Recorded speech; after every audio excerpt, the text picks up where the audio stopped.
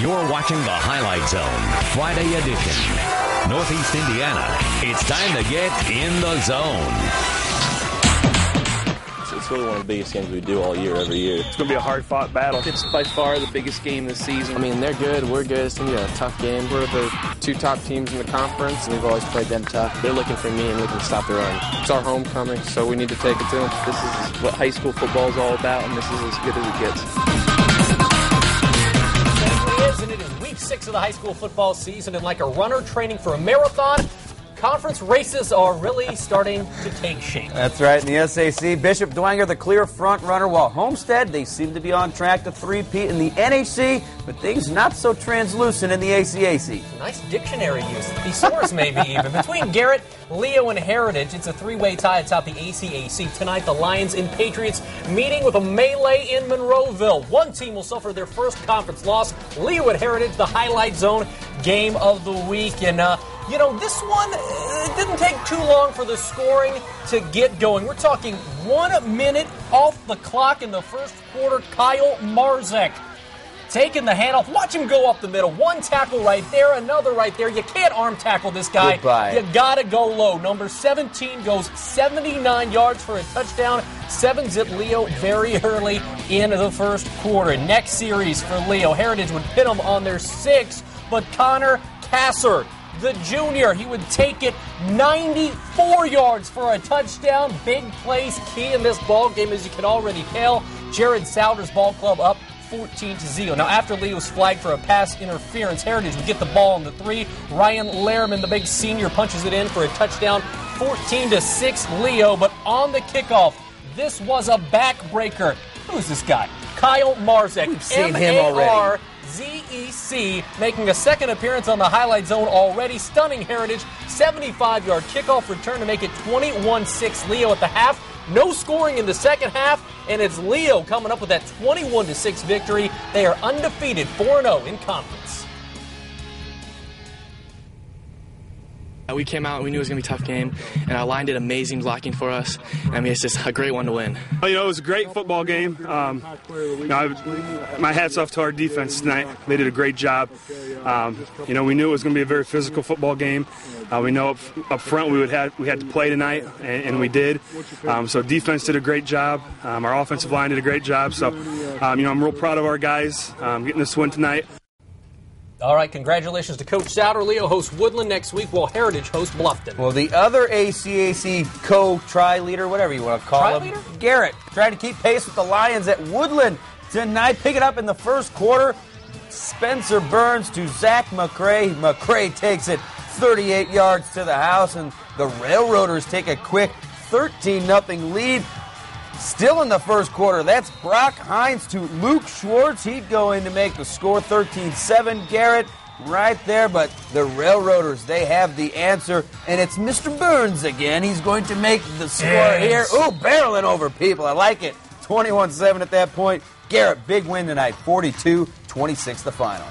And keeping things in the ACAC, Southern Wells, they're apparently flying in the game ball at Bluffton. The ball would get a lot of work tonight, too. It looks Drew like it. Penrod, Jacob Miller takes it in, 7-zip Raiders. Bluffton answering, though. Ryan McCarthy to Tyler Holmes picks up a key first down, but that drive would stall out because of this. Penrod on defense, getting the pick, the nice return. We had to speed this one up because he took it all the way down near the end zone. Penrod would hand off again to Miller. He would finish off the drive with the touchdown run as Southern Wells picks up a big win tonight, 41-13 the final. All right, an Adams County rivalry. South Adams at Adams Central. 13-zip South Adams in the second quarter. Ben Misler hands it to Spencer Sharp. That's a touchdown. Cuts the lead to 13-7. Pick it up now in the fourth quarter. Nick Teeter to Taylor Lefevre on the handoff, and I've got a fever, and the only prescription is more cowbell. Oh, come on. I was going cowbell. That's a touchdown. 19-7 there. The 2-point conversion. Why not give it to the guy that got you there? Lefevre punches it in. 21-7. At that point, we'd see an interception coming up here from Roman Smith, and South Adams victorious 21-7 over their rivals. Well, as we mentioned earlier, Dwanger's been unstoppable so far this season, but tonight a surprising 4-1 Wayne team traveling to Zollner Stadium, a big midseason test for both teams. The undefeated Saints averaging nearly 50 points a game. Wayne riding a 4-game winning streak. Pick it up in the first. Dwanger already up 3-zip. Ramon Wright coming into your living room. He slides in. It's a touchdown, 13-yard score. Wright, 159 yards and 2 touchdowns tonight. Check out this sequence. Wayne on 4th and goal. Jordan Patterson stuffed right at the goal line, just short. Dwanger takes over, but what do? They fumble it away to Wayne. Wayne takes over, and it's Tyrell Jones punching it in. Makes it a 10-7 ball game, but boy, do the Saints answer. The reverse to Landon Fichter. He's going to go out of bounds. No, wait. He's going to get tackled. No, wait. He's going to take it 38 yards to the house, and Dwanger led 17-7 at that point, and they get to 6-0 on the season with a 31-21 win tonight. Be undefeated is our goal. 15-0 state championship. So, we just got to keep going, keep playing hard every game, and that's our goal, to be undefeated. So it feels good. We had some miscues in the passing game. We missed some open receivers, and we had some other mistakes there too. But we'll get better, and it was a good challenge for us. And I guess in the end, you got to be happy that it's a victory in this conference. I heard that victory bell ringing in the background. Dwanger's going to host Elmhurst next week while Wayne hosts Southside. Did Schwarzkopf say they're going to get better? Because that's pretty scary. How about speaking of those Archers? Let's go to Trojan Field. 4-1 Southside at Elmhurst. Elmhurst's Nick Williams, who's so good in that first game, sacked by Octavius Sanders, and Southside recovered that fumble. Then Fred King for Elmhurst. He fumbles it. B.J. Underwood would pick it up, return it for a touchdown. Johnny Easley, $168, 2 touchdowns on the ground for Southside. The Archers victorious 44-7. Snyder and Northside at Chambers Field. Coach Tippmann 4-1 in his first year, but Casey Colkman, he's got that beard a-growing. Just before the half, 3 seconds left. Akeem Hill over the top to Adrian Mabel. That's a 50-yard touchdown for the Redskins. But unfortunately, that was their only score of the first half. Snyder's D takes over in the second half. Donald Campbell drops Kendrick Eaton for the loss, and the Panthers would eventually take over on downs as they pick up a win tonight, 38-8 the final. Concordia at Lures, homecoming for the Knights. How about IU's Lawrence Barnett and Michigan State's Tyquan Hammock back to see their alma mater pick things up with the opening kick of the second half.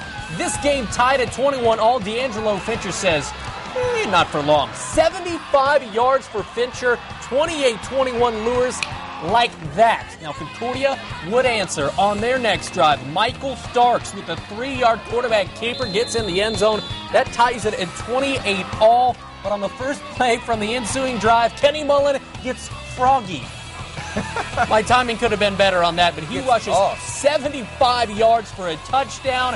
Mr. Barnett wouldn't be able to believe it. No, neither would Mr. Mullen, but this one would be an amazing game as Concordia wins in an overtime comeback, 42-35. Congrats to the Cadets who never led until overtime. A much-needed win for Coach Dorfler and the Cadets. Well, let's wrap up the SAC. Harding trying to snap a 2-game slide against the winless Northrop Bruins. Here the Hawks D picks up a fumble, and then big Curtis Philpott. Actually, this is Roderick Smith taking the ball. He's going to go down inside the 5-yard line, and that's where big Curtis Philpott finishes it off with the touchdown. The Hawks D battling down in the fourth quarter. They seal the big win tonight. Harding 56-7. Not get in the way of Mr. Philpott. Well, Homestead's coming off a huge victory over Belmont, but how would Sparty respond after a huge win? Well, coming up after the break, we'll head to the NHC and see if the Spartans fall victim to the big win letdown against DeKalb.